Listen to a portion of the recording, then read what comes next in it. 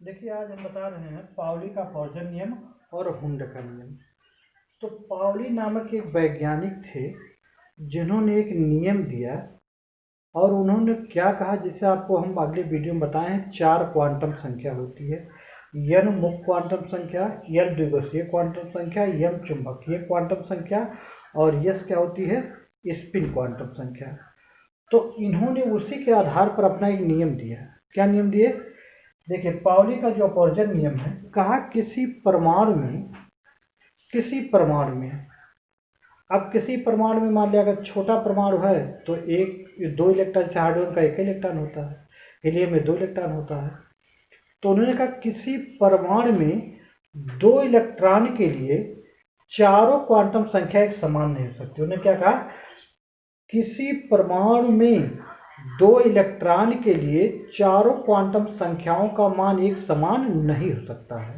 तो चारों क्वांटम संख्याओं का मान एक समान नहीं होगा। मान लो कोई परमाणु है, उसमें 2 इलेक्ट्रॉन है। अब दोनों इलेक्ट्रॉन के लिए अगर चारों क्वांटम संख्याओं का मान अगर निकालेंगे तो ये एक समान नहीं आना है। अगर मान लिया एन, एल और यम का मान समान आ भी जाता है तो यस का मान अवश्य भिन्न रहेगा, क्योंकि प्रथम इलेक्ट्रॉन के लिए प्लस हाफ और दूसरे इलेक्ट्रॉन के लिए माइनस हाफ।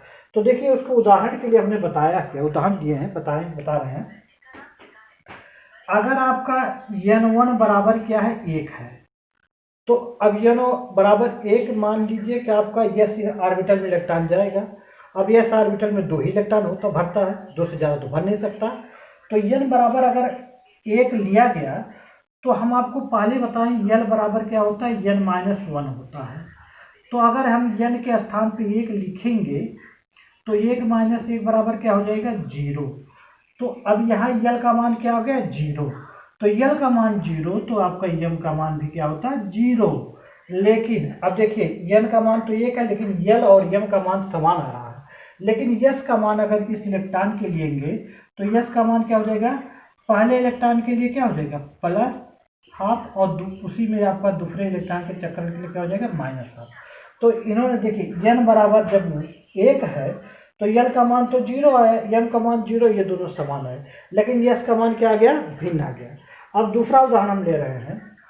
अगर मान ले n बराबर 2 दिया गया हो, क्या दिया गया हो, n बराबर 2 दिया गया हो, तो देखिए अब 2 जो ऑर्बिटल होता है या फोर्स होता है तो यस में भी जाएगा और पी में भी जाएगा, क्योंकि आप इलेक्ट्रॉनिक विन्यास अगर करते हैं तो क्या हो जाएगा, 2s2 और 2p क्या हो जाएगा, 6। अगर भरा है तो 6 हो जाएगा, अगर नहीं भरा है तो आपका कम ज़्यादा जो होगा।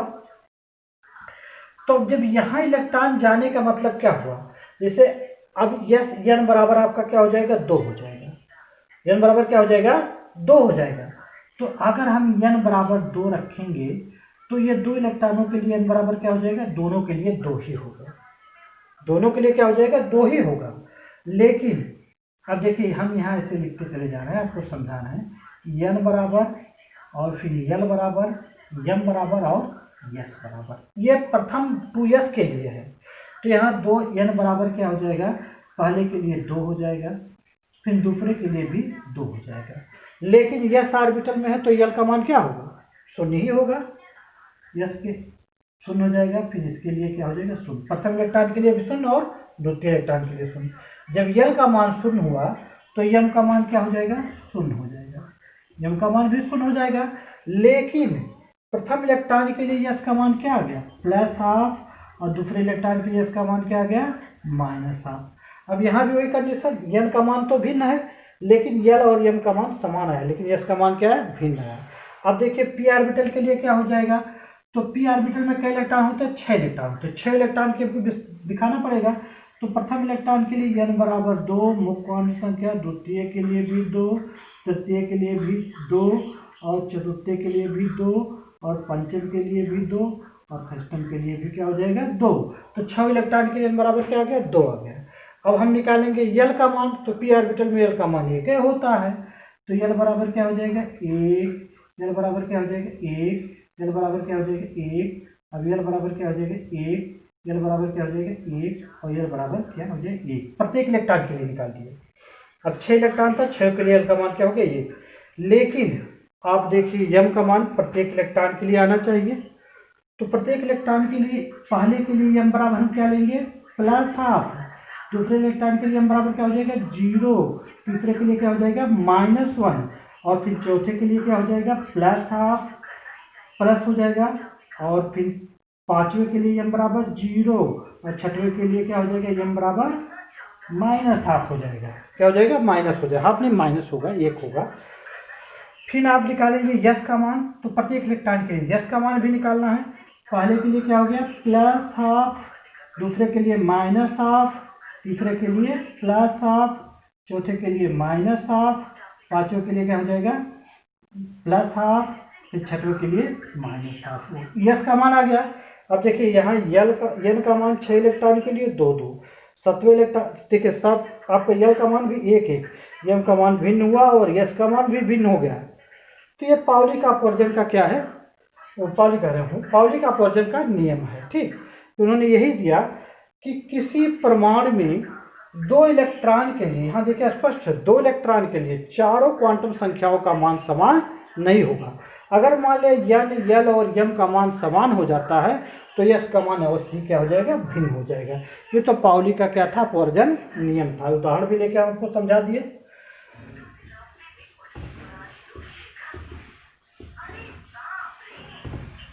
अब देखिए आपको बता रहे हैं, एक वैज्ञानिक हुंड थे, तो हुंड ने जो इलेक्ट्रॉन आपका स्पिन क्वांटम संख्या जो दर्शाया गया था चक्र जो है इलेक्ट्रॉन भरने का क्रम पर आधारित वो नियम है कि इलेक्ट्रॉन कैसे उसमें चक्रण आपका ऑर्बिटल में या कोश में भरता है। तो देखिए उन्होंने यही कहा, उनको साधारण भाषा में समझिए, उन्होंने कहा कि प्रत्येक ऑर्बिटल में अगर एक स्पिन के इलेक्ट्रॉन भर जाते हैं पूरा ऑर्बिटल में, तब जाके विपरीत स्पिन के इलेक्ट्रॉन भरना क्या होगा चालू होगा। तो उन्होंने हुंड का जो नियम दिए तो आपको उसी भाषा में समझा रहे हैं। देखिए जहाँ तक संभव होता है किसी कोश के ऑर्बिटलों में आगमिक इलेक्ट्रॉनों की संख्या क्या होती है अधिकतम होती है। देखिए उन्होंने क्या कहा कि जहाँ तक संभव होता है, देखिए हम बता रहे हैं ऑर्बिटल बना रहे हैं, जहाँ तक संभव होता है प्रत्येक उपकोश में और ऑर्बिटलों के आगमित इलेक्ट्रॉनों की संख्या क्या होती है अधिकतम होती है।